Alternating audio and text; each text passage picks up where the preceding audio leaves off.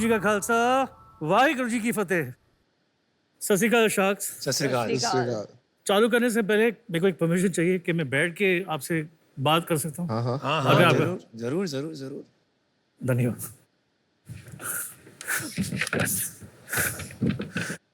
धन्यवाद शाक्स, ये चांस देने के लिए। वेट कर लो, 1 मिनट बाद बात कर लेना, थोड़ा सांस ले लो आराम कोई से। जल्दी नहीं है। तो मैं एक सिख हूँ और मेरी विजिबल आइडेंटिटी मेरा ये ताज, वेल ग्रूम बियर्ड और ये कड़ा है। ये आइडेंटिटी हमारे गुरुओं ने हमें बख्शीश की है, जो यूनिक है और ग्लोबल भी। और ये आइडेंटिटी को हमें बस इसकी सेवा करनी है और इस सेवा करने के लिए हमें बस इसको मेंटेन करना है। पर ये 400 सालों में ऐसा कोई भी ब्रांड आया नहीं जो हम सिखों की ये आइडेंटिटी को मेंटेन करने में हमारी मदद करे और हमें हाई क्वालिटी प्रोडक्ट्स ऑफर करे।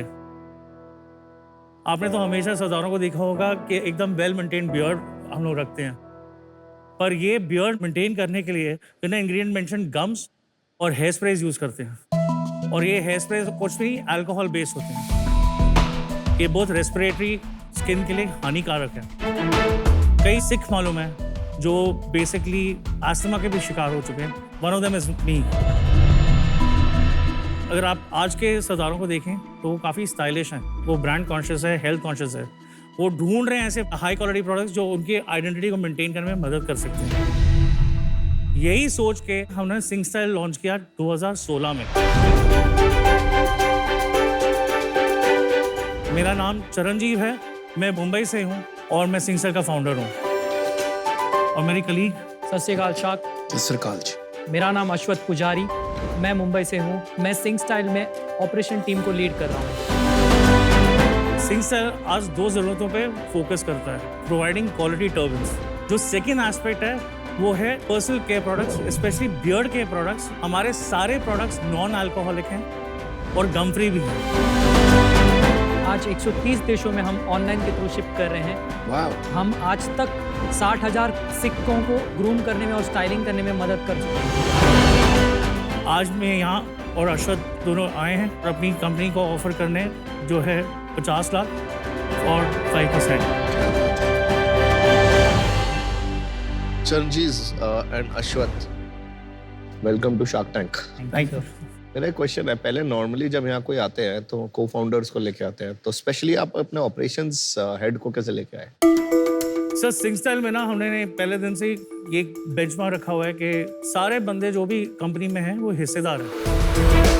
मैं शायद फाउंडर होऊंगा पर मैं अश्वथ के बगैर मेरा काम नहीं चलेगा। और ये आपने कब स्टार्ट किया था? 2016 से चालू हुआ है। चिरंजीव, अभी तो बहुत सारे मेन बियर्ड रखते हैं। एक स्टाइल हो गया है बॉलीवुड इंस्पायर्ड, टॉलीवुड इंस्पायर्ड, जो भी आपको बताना है। हाँ जी। तो बहुत सारे कंपनीज आ गए जो ऐसे प्रोडक्ट्स प्रोवाइड करते हैं लास्ट 6 to 7 इयर्स से। तो आपके प्रोडक्ट्स में क्या अलग बात है?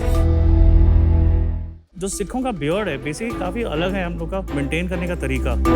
हमारे पास भी बियर्ड ऑयल है पर उसको बियर्ड ऑयल नहीं हम बोलते हैं, उसको नरिशर बोलते हैं।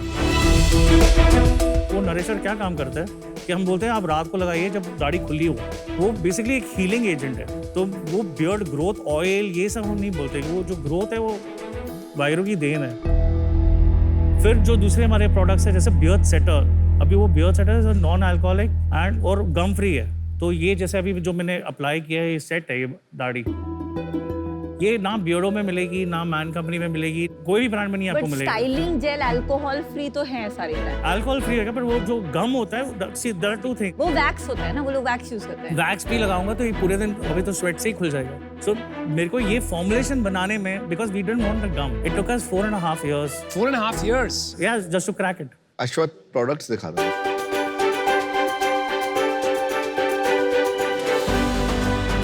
एक केशीलर है, पूरे दिन आप बियर्ड सेटर यूज करते हैं तो वो पूरा रफ हो जाता है बियर्ड। इस कारण से उसको स्मूथन करने के लिए हम केशीलर यूज कर रहे हैं। ये दस्तारे हैं क्लोथ के, जो हम टर्बन पहनते हैं उसके क्राउन लाइफ के लिए लंबी रखने के लिए और फ्रेग्रेंस मेंटेन करने के लिए होता है। तो ये जो phenoxyethanol and propylene glycol है, इससे हाँ। नहीं आपको asthma, there is no irritation. Because ये भी तो अल्कोहल ही है ना. हाँ, but this is not very harmful. लेकिन अल्कोहल ही है ना, आपने कहा नॉन अल्कोहलिक है. See, there'll be certain chemicals जो alcohol पे depend करेंगे, but it's not like the ones which are using the hairsprays. अच्छा. आपके कितने SKUs है? Beard में around we got 6. 6 SKUs है और आपको एक्सेसरीज में आपको 4 to 5 SKUs आ जाएंगे और टर्बन्स में मोर देन 100 शेड्स है. ये जो टर्बन्स वाला बिजनेस है, हाँ जी. ट्रेडिशनली जो सिक्स यूज करते थे वो अनब्रांडेड कॉटन टर्बन्स यूज करते टर्बन्स हैं. हमेशा अनब्रांडेड ही रहे हैं. तो फिर इसमें आपको क्यों लगता है कि एक ब्रांड प्ले होगा? ब्रांड प्ले इस तरह से होता था, जो हम लोग जो QC करते हैं, हम लोग ने जो पहली बार जब जितने भी पगड़ियाँ देखी, हमने ये देखा कि उसका जो कलर बहुत जल्दी फेड हो रहा था, कपड़ा काफ़ी मिक्स आ रहा था. It was not even pure cotton. हमको जो चाहिए था, हमने बोला नहीं, जो पगड़ियाँ हम बेचेंगे वो होगा प्योर कॉटन का. चिरंजीव, और लेकिन ये बिल्कुल कमोडिटाइज है. मैं आपको एक दिलचस्प बात बताता हूँ जो काफी मैंने शेयर नहीं की है. मैं सरदारों का बहुत आभारी हूँ. मेरे डैड ने जब अपना बिजनेस शुरू किया, जब पहले उन्होंने तरक्की पाई, राइट, तो वो पगड़ी का कपड़ा बेचते थे. तो पहले पैसे जब बनने लगे तो वो यही काम से बने. तो हमारी परवरिश एक तरीके से यही काम से हुई. दूसरा, सरदारों ने अपनी लड़की मेरे घर ले आई है. तो मेरी जो वाइफ है वो चंडीगढ़ की है. तो मैं तो बहुत ही आभारी हूँ. आप ये बताएं कि ये जो कपड़ा है, ये जो पूछ रही थी, बहुत कमोडिटाइज्ड है. और डैड भी ये बिजनेस से इसलिए एग्जिट किए क्योंकि कमोडिटाइज्ड हो गया था और मार्जिन्स नहीं बचे थे इसमें. तो इसको ये लेवल पे ले जाके वापस ब्रांड करना बहुत मुश्किल है यार. आपका जो बिजनेस है उसमें कितना परसेंटेज ये पगड़ी से आता है और उसमें कितना मार्जिन है, ये बताइए. सो 40% हमारा है सेल फॉर टर्बन्स, और हमारा जब सब after giving out everything we are left with only some 8 to 10% in the pagdi business. In the pagdi business. तो 8-10% का धंधा है. वो है, बट वो कभी बंद नहीं हमको करना है, क्योंकि वो इज बेसिकली वो एक तरह की सेवा है. तो अभी बिजनेस का क्या स्टेज है? हम लोगों ने 2019 में चालू किया, तब we did 12 lakhs the first year. फिर जब कोविड आ गया था, लास्ट 3 months में we drove it, we did 14 lakhs. Covid आ गया था तो क्या हुआ? कोविड में तो D2C कंपनीज का बहुत क्रेजी बूम आया है. मेजर जब खरीदारी होती है वो टर्बन्स और बियर्ड का होता है. हमारा सबसे ज़्यादा जो 14 lakhs भी हमने जो किया है वो खाली बियर्ड सेटर बेचने में ही किया है, क्योंकि जब आप जूम कॉल पे जाते हो तो आपको अपनी दाढ़ी सेट करनी होती है, तो वो ही सबसे ज़्यादा पुश हुआ था. तभी टर्बन्स हमारे तभी इतने पुश भी नहीं हुए थे. पर जब जो नेक्स्ट ईयर जब आया, वी डिड अराउंड 33 lakhs. 21-22 में. हाँ जी. और अभी हम लोगों ने ऑलरेडी 42 lakhs कर लिया है. सितंबर का we did around 7.5, 7.2 or 7.5. Profitable हो कि नहीं? We are profitable, but it's right of the margin. By the way, already हमने internally जो customers हैं, उनसे एक राउंड रेस कर चुके हैं. एंड आपने कितना रेस किया है? अभी जो रेस किया था, it's once a year, okay. and we diluted around 20% of the company with them. आपका फॉलोइंग कितना है इंस्टाग्राम पे? 8,000. जो Brand सब जो यंग चीज़ों की चीज़ है ना, वो अश्वा देखता है. आपने लेवरेज नहीं किया है डिजिटल पे.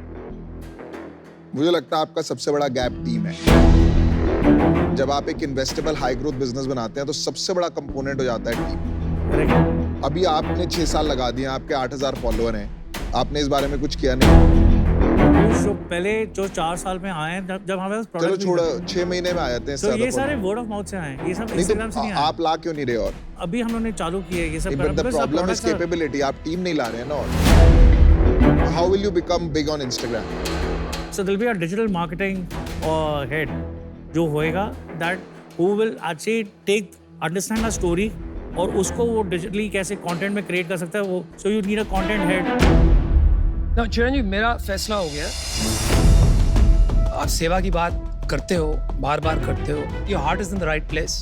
देखिए, मुझे ये लग रहा है कि मार्केट, एक बार सरदार को भूल के टोटल बेयर्ड्समैन देखते हैं, फिर भी फॉर दोज प्रोडक्ट्स आज की तारीख में market is not that large to support as many players that have come, जो सिर्फ ये सेगमेंट को टारगेट करें. आप में डिफरेंशिएशन है, आप कह रहे हैं, Right. लेकिन फिर भी मुझे लगता है कस्टमर का अटेंशन लाना मुश्किल होगा, बहुत पैसे खर्चे होंगे and in the end it may not be worth it. तो for these reasons I am out. तो पहले तो सीख कम्युनिटी के लिए बहुत रिस्पेक्ट है, राइट पर आपके बिजनेस में मैं आज इन्वेस्ट नहीं कर पाऊंगी। And the reason is twofold. एक तो आपको मार्केटिंग की सख्त जरूरत है। करेक्ट आपके पास एक बड़ा मार्केट है ऑफ इवन नॉन सीक्स। तो Right. अगर आप ठीक से पोजीशन करेंगे तो ये सेल जो 7.5 लाख का है लास्ट मंथ, 7 साल के वेंचर के लिए बहुत कम है। तो आई वुड अर्ज यू कि आप थोड़ा फंडामेंटल्स पे फोकस कीजिए। करेक्ट फंड रेजिंग की जल्दबाजी अब मत कीजिएगा। That is my feedback to you Right. And for that reason I am out.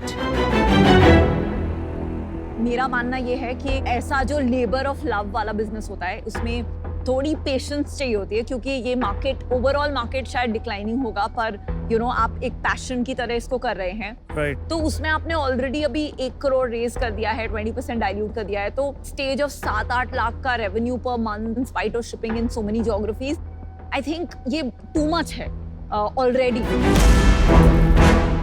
मेरे हिसाब से अभी ये इन्वेस्टेबल नहीं है, तो for that reason I am out.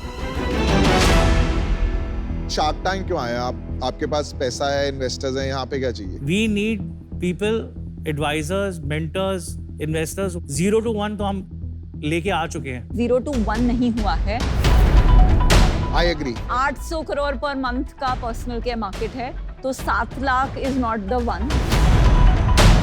50 lakh per month पे आप जब पहुंचेंगे तब आपको लगेगा हाँ मैं 0 to 1। मतलब इसमें फंडामेंटल रूट लेवल पे आपको थॉट प्रोसेस भी बदलना पड़ सकता है। चलो मैं आपको कंडीशनल ऑफर करता हूँ।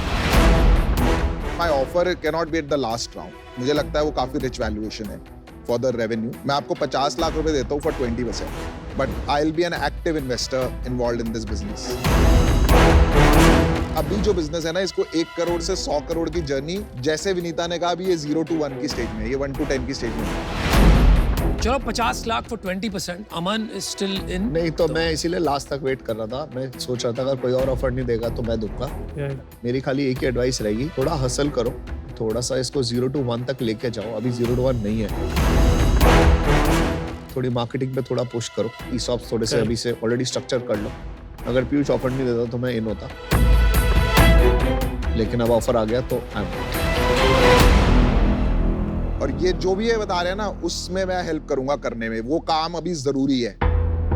चरण जी क्या करना है? You have one offer. जो 5% मैं बोल रहा था, ज़्यादा से ज़्यादा मैं 7 to 8% दे सकता हूँ, उससे ज़्यादा नहीं जा पाऊंगा। आपका ना अभी बहुत अर्ली स्टेज है business, which is my problem, कि this is the level 1 problem. आप एक फाइनल काउंटर ऑफर कर सकते हैं। The max I can go is 10% with 50 lakhs. Because I know, Piyush, that आप जब सिंगसेल में आएंगे, there's a lot of things that we can do.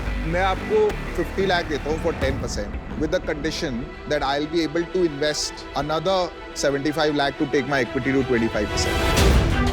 मतलब सेम वैल्यूएशन पे I can invest more money because 10% से कुछ होगा नहीं। बहुत काम है इस बिजनेस में। Correct. Is that okay? Done. Let's do it. चलो, चलो। alright, you got a deal. Congratulations. You know, the beauty about investing is, and I have done it for 10 years, a deal that nobody likes, somebody likes.